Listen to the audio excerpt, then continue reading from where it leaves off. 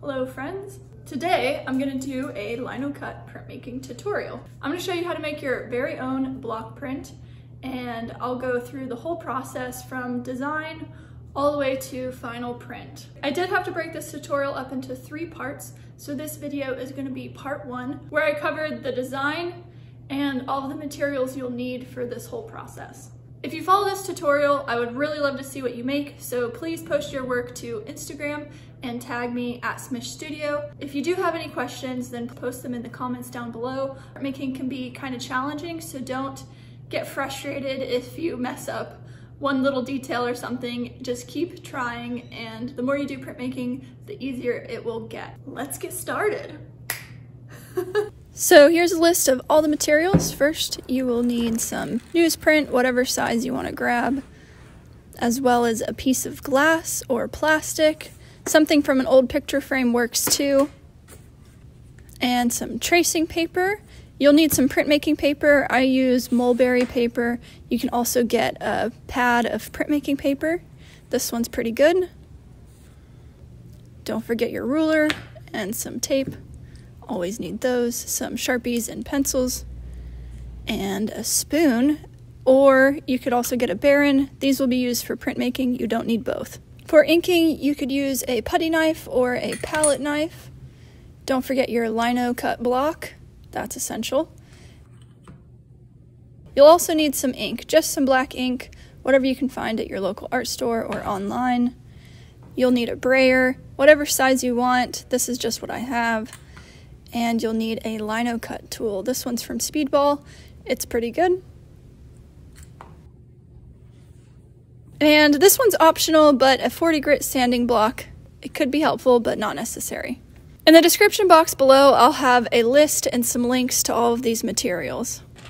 You will need 1 sheet of tracing paper, your block, a Sharpie, and a sketch. You can also work from a photo, or I will provide a line drawing of this in the description box if you just want to use mine. First thing I'm going to do is trace this block onto the tracing paper. That way I have the exact dimensions of the block I'm going to be transferring the image to. And then we want to lay this over our drawing. So you can see my drawing's a little bit too big for the block.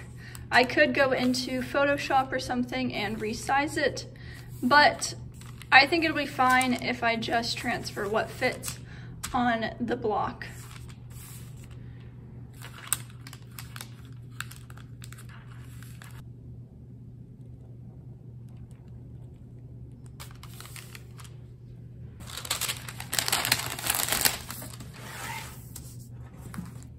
So you want to focus on doing a line drawing, and then once you have your shapes outlined and you're just looking at your image, you can choose to make certain areas white and certain areas black. So for me, I knew I wanted the background white, so I put little W's where I want areas to be white, just to remind myself to carve away that area. And then I like to put little B's for black where I want things to stay black. And this design actually has a lot of options. You could do some of the leaves white and some of them black. You could do the leaves white and the background black. It's all up to you. Feel free to deviate from how I do it if you're following along with my image. But it is best to stick to black and white. And I think I'm gonna do these lines as white. So kind of get a plan in your head. And I like to sometimes write it down out to the side. That way I have something to reference. And then I also will include some carving texture for certain areas. The pot and the ground, I'm gonna make some varying carving textures here just to make them stand out from the leaves and the background.